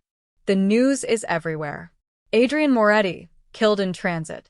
They're calling it an execution." "He died for nothing," Clara whispered. "David died for nothing. All of it. Meaningless." "That's not true. Isn't it? The Morettis are still out there. Carlo's still free. Vico will probably get some plea deal and be out in 5 years. Nothing changed." Father Miguel was quiet for a moment. Then he said, "Clara, may I show you something?" He led her to his office and pulled up a news article on his computer. The headline read, "Massive FBI raid nets 14 Moretti family members." Clara leaned closer, reading. The raid had happened this morning, simultaneous strikes across Los Angeles. Carlo Moretti, 3 captains, 10 associates, all arrested. The article cited evidence provided by a confidential informant and extensive documentation of criminal activities. "Adrian's testimony," Morrison said from the doorway. Clara spun around. "We've been keeping it quiet, but the raid was based on everything Adrian gave us. The flash drive, the recordings, his written confession. Before they killed him, he'd already signed affidavits, given depositions. We have enough to put Carlo away for life. But Adrian's dead. You said you needed him to testify. We needed him to corroborate the physical evidence, and he did. Hours of recorded testimony before the transport. He knew they'd try to kill him, so he made sure everything was documented and legally binding before they got the chance." Morrison's smile was grim. "He played them. Made them think they could silence him, then had the last word from beyond the grave." Clara sat down slowly, her mind reeling. "He planned his own death." "I think he accepted it was inevitable," Morrison said. "After he saved you at the warehouse, after he surrendered, he knew the family would never let him testify. So he gave us everything we needed, then let them think they'd won. The ambush, the killing, it gave us probable cause for the raid. If Adrian had just testified in court, we'd have spent years in appeals. This way, we caught them all red-handed trying to cover up a murder." Father Miguel crossed himself. He sacrificed himself. For justice. For David. For you and Leo. Clara felt tears burning her eyes. "I threw him out. I told him I never wanted to see him again. And he saved you anyway." Morrison handed her a manila envelope. "He left this with his lawyer. Instructions to give it to you if anything happened to him." Clara's hands shook as she opened it. Inside was a letter and a photograph. The photo showed a young Adrian, maybe 20, standing next to a small boy, maybe 4 or 5 years old. The boy was grinning, holding a toy fire truck. Adrian's smile was genuine, unguarded, nothing like the careful mask she'd seen. The letter was written in Adrian's precise handwriting. "Clara, if you're reading this, I'm gone. I'm sorry for that, not because I fear death, but because I wanted to see you and Leo truly safe before I left. The photo is of me and my nephew, Marco. He died in a house fire when he was 6. I tried to save him. I was too late. I've been too late for everyone I've tried to protect. When I saw Leo's drawing, the fire truck, the fire, the crying child, it brought everything back. The guilt, the failure, the knowledge that I couldn't save the people who mattered. But maybe I could save you. And him. Everything I've done, the evidence, the confession, the testimony, it's as much for David as it is for you. Your husband was brave enough to stand against my family. I owed him a debt I could never repay in life. Perhaps in death, I can balance the scales. Tell Leo that Mr. A said goodbye. Tell him to keep drawing, keep seeing the truth that adults miss. And tell him that fire trucks are for heroes, and his father was one. You gave mercy to a man who didn't deserve it. Let me return it the only way I can, by making sure you never have to look over your shoulder again. The Moretti family dies with me. Adrian. P.S. There's a trust fund for Leo's education. No criminal money. It's for my mother's side. Clean inheritance. My lawyer has the details. Please don't refuse it. Let some good come from my life. Clara read the letter 3 times, tears streaming down her face. Morrison and Father Miguel waited in silence. Finally, she folded the letter carefully and tucked it back in the envelope with the photo. When's the funeral? No funeral, Morrison said quietly. No family claimed the body. He'll be cremated. City burial. No, Clara stood, wiping her eyes. That's not right. David would want. She stopped, steadied her voice. He deserves better than that. Father Miguel nodded slowly. I can arrange something. A small service. Private. Thank you. Clara left the church and drove to San Diego, to Rachel's house, to her son. When Leo ran into her arms, she held him tight and didn't let go for a long time. That night, after Leo fell asleep, Clara sat on Rachel's porch and looked at the stars. She thought about David, about Adrian, about 2 men who'd tried to do the right thing in different ways. Both had paid with their lives. But Leo was safe. The Morettis were finished. And somewhere, maybe, David and Adrian had found the peace they'd never had in life. Clara touched the envelope in her pocket and whispered to the night sky, "Thank you, both of you." The stars offered no answer, but somehow, that was enough. 3 weeks later, Clara stood in front of a storage unit on the outskirts of Los Angeles.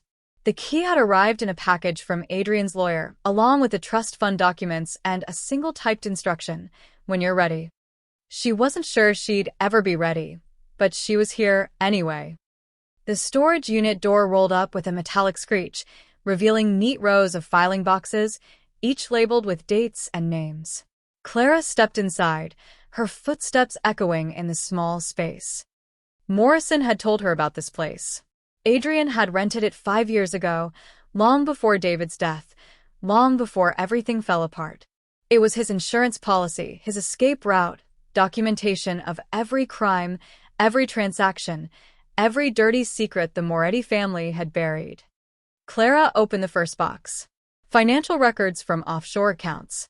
She recognized some of the names from news reports, politicians, judges, police captains. People who should have stopped the Morettis but had been bought instead. The second box contained photographs. Crime scenes that had been ruled accidents or suicides. She saw Vincent Giordano in several, always in the background, always carefully out of focus. Except in one photo, dated 2 months before David's death, where Vincent was clear as day standing over a body in an alley. The third box made her stop breathing. It was labeled simply, David Martinez. Inside were dozens of folders, organized chronologically. Clara's hands trembled as she pulled out the first one.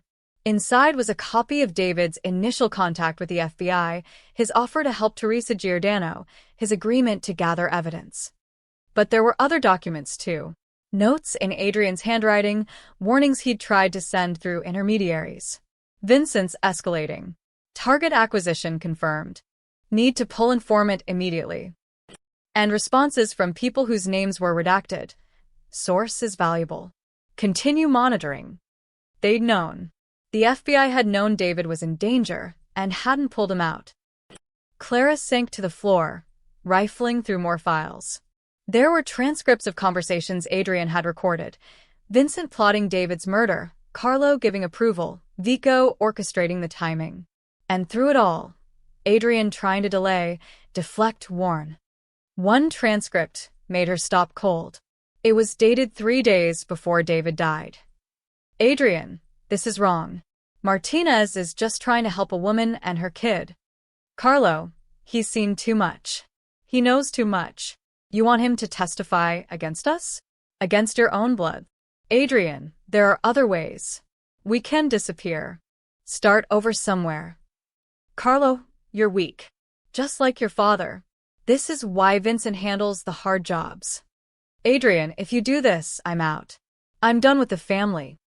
Carlo, you're never done with family, Adrian. Blood is forever. Now get out of my sight before I forget you're my nephew.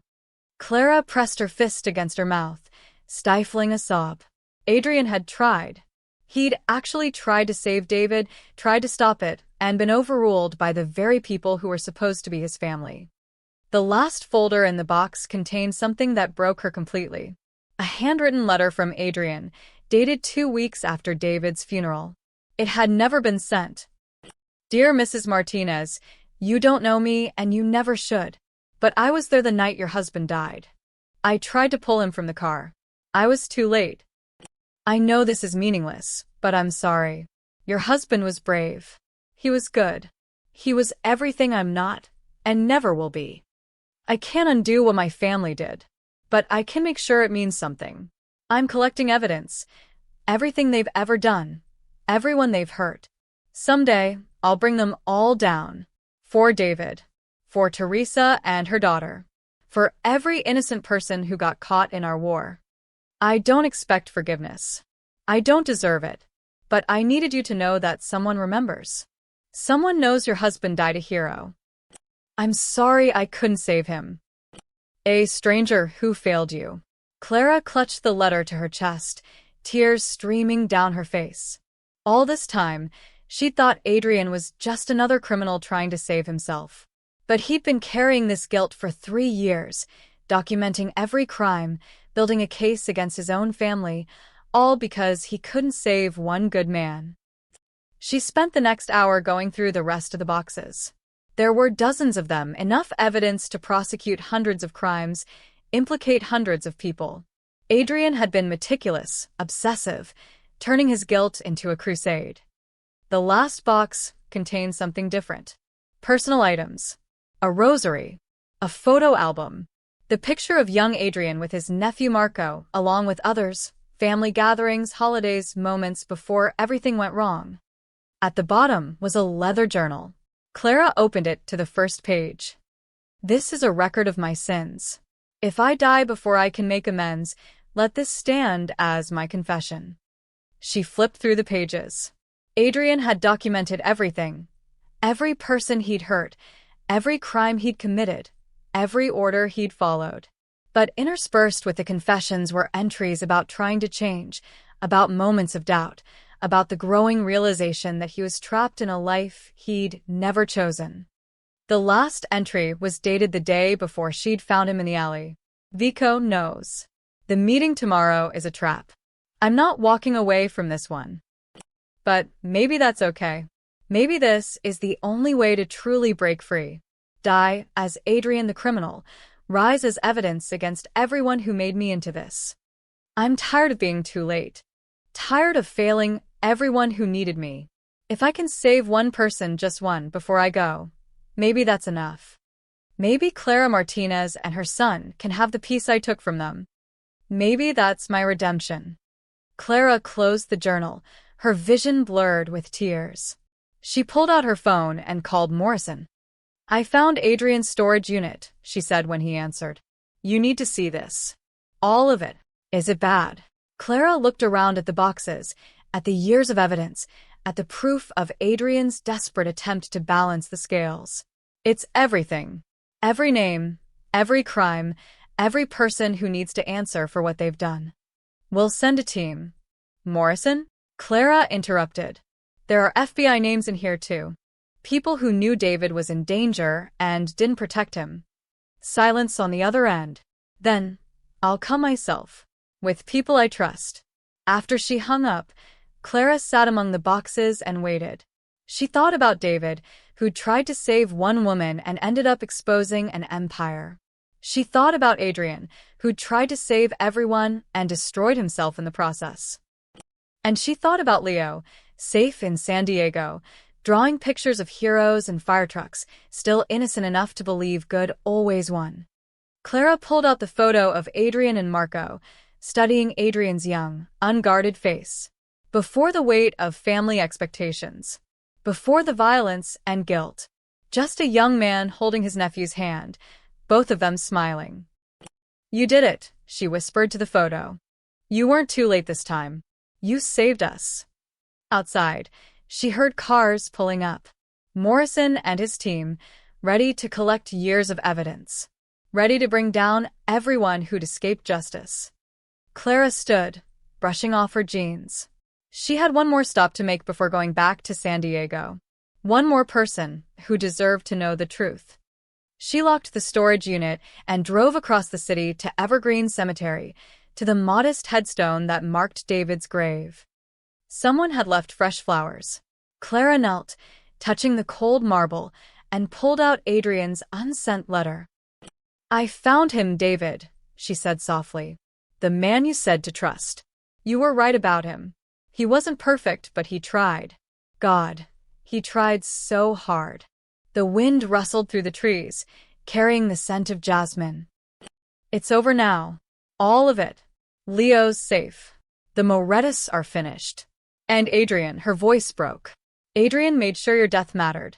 Made sure you didn't die for nothing." Clara placed the letter on the grave, weighing it down with a smooth stone. Then she stood, wiping her eyes. "I love you," she whispered. "Always." As she walked back to her car, Clara felt something shift inside her.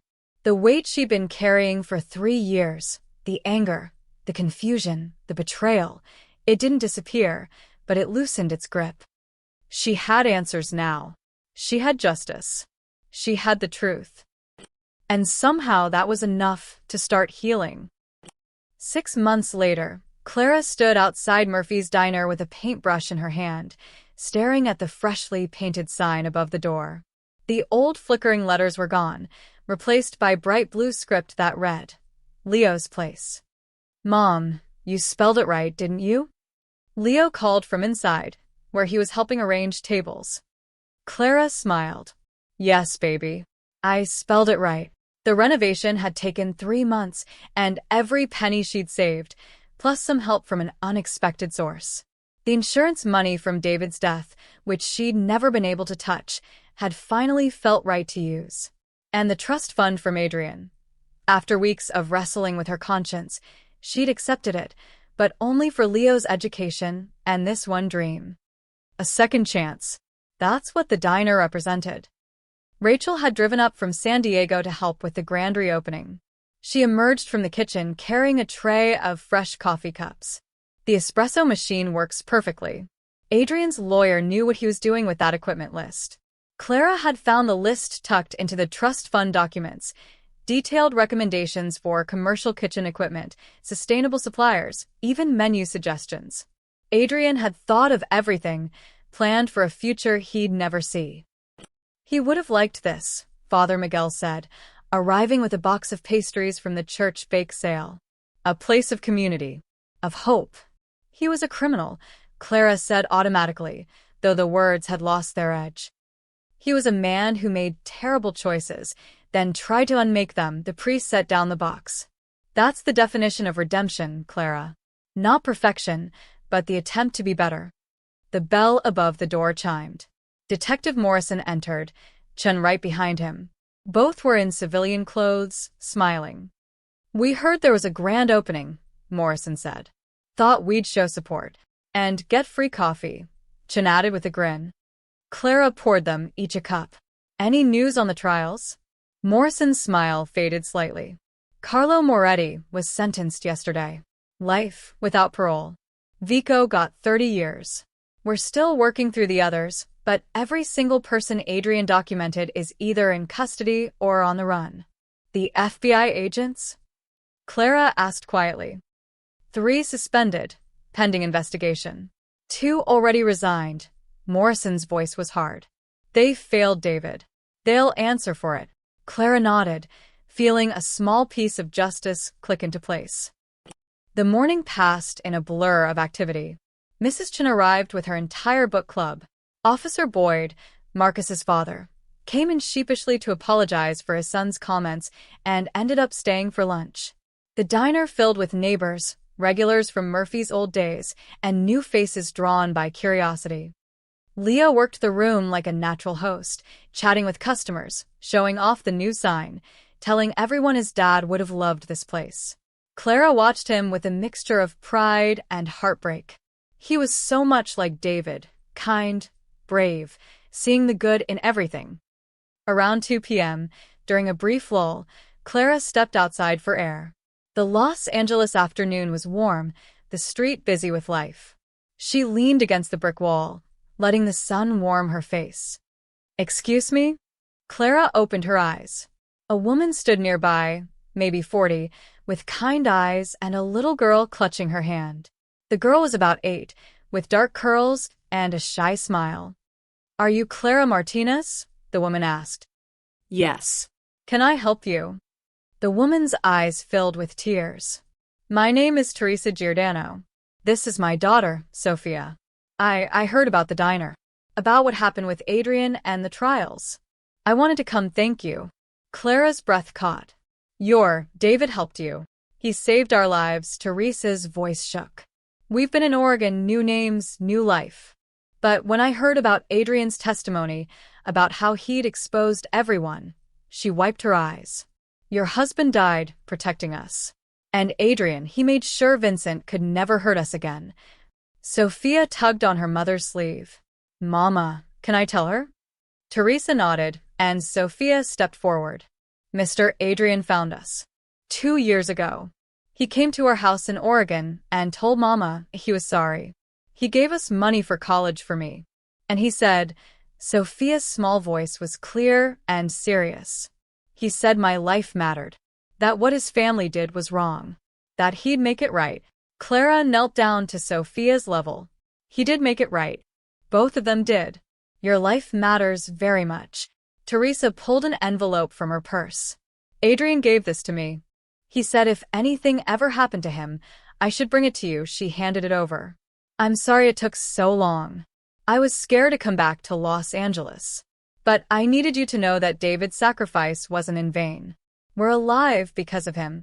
After Teresa and Sophia left, with promises to return for dinner sometime, Clara sat at a corner booth and opened the envelope. Inside was a single page, Adrian's handwriting familiar now. "Clara, if Teresa found you, it means I'm gone." "Good. That means she's safe enough to travel, which means the family is truly finished. I want you to know something.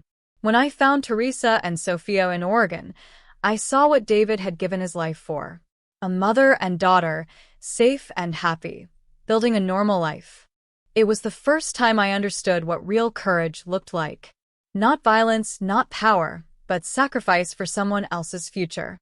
Your diner, Leo's place, it's perfect. A place where people can come and feel safe.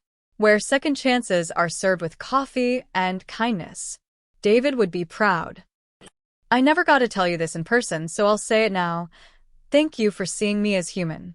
Even when you knew what I was, what I'd done, you still treated me with dignity. That one night in your apartment, eating those eggs, watching you with Leo, it reminded me what I'd lost. What I'd thrown away when I chose my family over my conscience. You gave me something I thought was gone forever. Hope that change was possible. Live well, Clara. Raise Leo to be like his father, brave and good and true. And maybe, sometimes, when you pour coffee and feed the hungry and make people smile, think about the fact that you saved a man who didn't deserve saving. And that man spent his last days making sure you'd never be afraid again. Thank you for mercy. Adrian. Clara read the letter twice, then carefully folded it and tucked it into her apron pocket.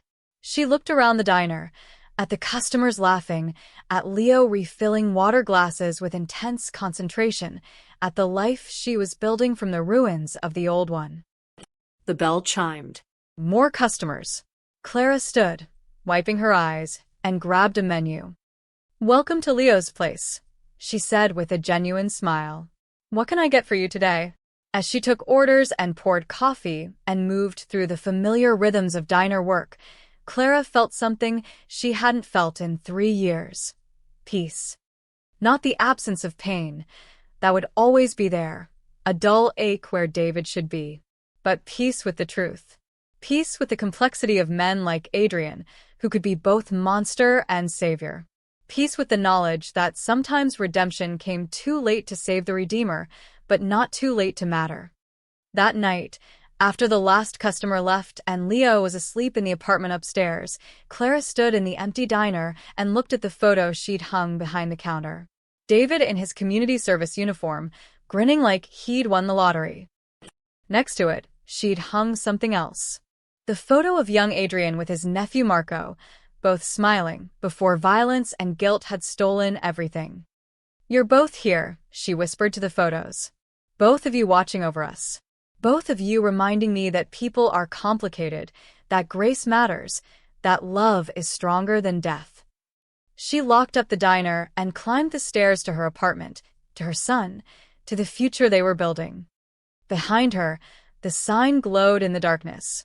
Leo's Place. A diner of second chances. A monument to the men who died trying to do the right thing. And a promise that their sacrifice would never be forgotten. 1 year after opening, Leo's Place had become more than just a diner.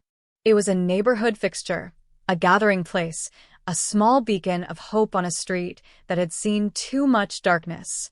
Clara was wiping down the counter on a rainy Thursday evening when she noticed him. A man in a dark coat, standing across the street under the awning of the closed hardware store. He'd been there for 10 minutes, just watching the diner through the rain-streaked windows. Not moving, not threatening, just watching. Her heart seized. After a year of peace, the old fear came roaring back. She reached for her phone, Morrison's number on speed dial. But something made her pause. The way the man stood, shoulders slightly hunched against the rain. The way he kept his distance, careful not to alarm. There was something familiar about the posture, the careful stillness. The dinner rush had ended. Only 2 customers remained, Mrs. Chin nursing her decaf and reading a mystery novel, and old Mr. Kowalski working on the crossword puzzle he did every night. Leo was upstairs doing homework. Clara made a decision. She grabbed an umbrella and stepped outside. The man saw her coming and tensed, ready to leave. But he didn't run. As she got closer, Clara's steps faltered. It couldn't be. It was impossible. But in the glow of the streetlight, she saw his face clearly. Older, thinner, with a beard he hadn't had before and different colored hair. But the eyes were the same. Dark, haunted, carrying the weight of too many ghosts. "Adrian." The word came out as barely a whisper. "I'm sorry," he said quietly. His voice was rougher, like he hadn't used it much. "I shouldn't have come. I needed to see that you were okay." Clara's mind reeled. "You're dead." "I identified your body," Morrison said. "You identified a body that looked enough like me to fool people who wanted to believe I was dead." Adrian's smile was sad. "Vika wasn't the only one who could arrange things. I had help. People who owed me favors. People who believed in what I was trying to do. The FBI. Some retired agents who were tired of watching good people like David get sacrificed. They helped stage the ambush, helped me disappear. My testimony was already recorded, my evidence submitted. I was more valuable as a ghost than a witness." He looked at the diner, at the glowing sign. "I've been following the news. The trials, the convictions. It worked. The family's gone. Why come back now?" Clara's voice shook with emotions she couldn't name. Anger, relief, confusion, something else she didn't want to examine. "Because I'm leaving. For real this time. Tomorrow I get on a plane to somewhere very far away, somewhere I can disappear completely. But I couldn't go without." He stopped, swallowed hard. "Without seeing that my death meant something. That you and Leo were safe and happy." Clara studied his face, this man who'd been dead for a year, who'd sacrificed everything to protect them. "You could have stayed dead. You didn't have to come back, even for this." "I know." Adrian's eyes met hers, and in them she saw the same desperate need for absolution she'd seen that first night in her apartment. "But I realized something. You gave me mercy when I was dying in that alley. The least I could do was give you closure. Let you know that the sacrifice was real, that you weren't just another casualty in my family's war. You're not him anymore, are you? Clara said softly. The man who ran the Moretti family. The enforcer. That person really did die. Yeah, Adrian's voice was rough with emotion. He did. I don't know who I am now, but I'm trying to figure it out. Somewhere quiet. Somewhere far from all of this. They stood in silence, rain pattering on the umbrella Clara held over both of them. Inside the diner, Mrs. Chen looked up from her book, then discreetly looked away. Leo asks about you sometimes, Clara said finally. About Mr. A. He says you were nice. Adrian's face crumpled for just a moment. How is he? He's good. Smart, brave. Growing up too fast, Clara smiled despite everything. He still draws. Started a comic book about a superhero who helps people even though everyone thinks he's the bad guy. That sounds like Leo. Adrian took a step back into the shadows. I should go. I've already stayed too long. Clara caught his arm. He froze, looking at her hand on his sleeve like it was something miraculous. Thank you. For everything. For David's justice. For our safety. For trying. I was too late to save him, Adrian said, his voice breaking. But not too late to save us. Clara released his arm. That counts for something. That counts for everything. He nodded, not trusting himself to speak. Then he reached into his coat and pulled out a worn stuffed rabbit. Identical to Leo's, Mr. Hoppy. I noticed Leo's was getting pretty threadbare. This one. Adrian's voice was thick. This was Marco's. My nephew. I've been carrying it for 15 years, like a talisman. Like if I held on to it, I could somehow protect him retroactively. He held it out. But I think it should go to someone who's still here.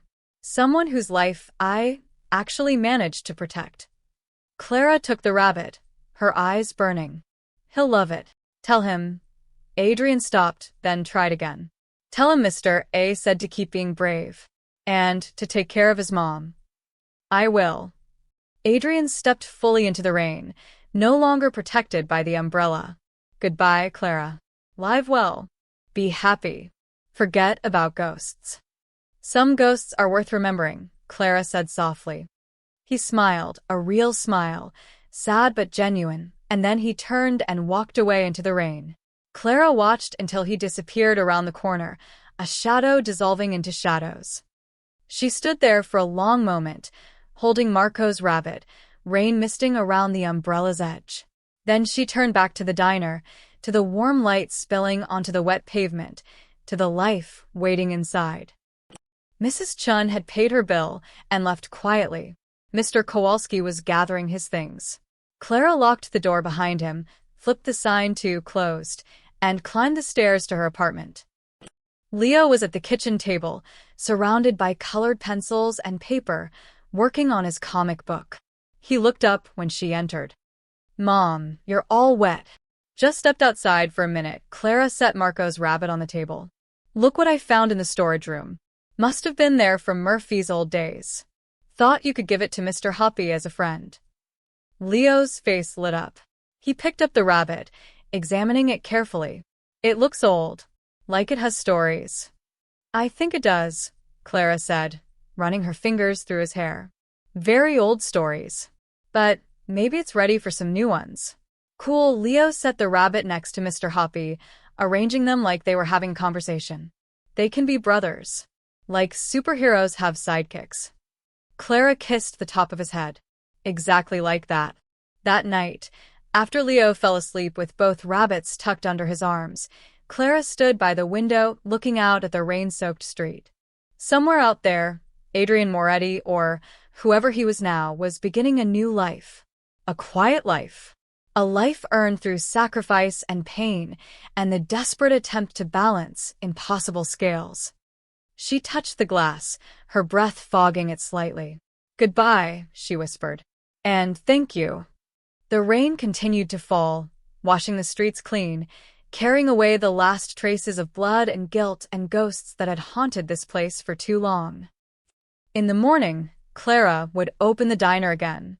Customers would come, coffee would brew, Life would continue in its beautiful, messy, complicated way. Leo would grow up surrounded by love and safety, never knowing the full truth of the man who'd helped save him. And somewhere, in some quiet corner of the world, a man who'd once been a monster would try to become something else. Something better. Not seeking forgiveness, that was impossible, but seeking peace. Clara turned away from the window and climbed into bed. For the first time in years, she fell asleep easily, without checking the locks twice, without listening for footsteps in the alley, without fear pressing down on her chest. The ghosts were finally quiet. The dead were finally at rest. And the living, they were learning slowly to do what seemed impossible a year ago. They were learning to live again. Outside, the rain stopped. Stars broke through the clouds. And on the street below, the sign for Leo's place glowed softly in the darkness, a promise kept, a life honored, a future built on the ruins of the past. A diner of second chances. Where mercy was served alongside coffee. Where redemption, however late, however incomplete, was always possible. Where ghosts came to say goodbye. And where, finally, the living could be at peace. The end.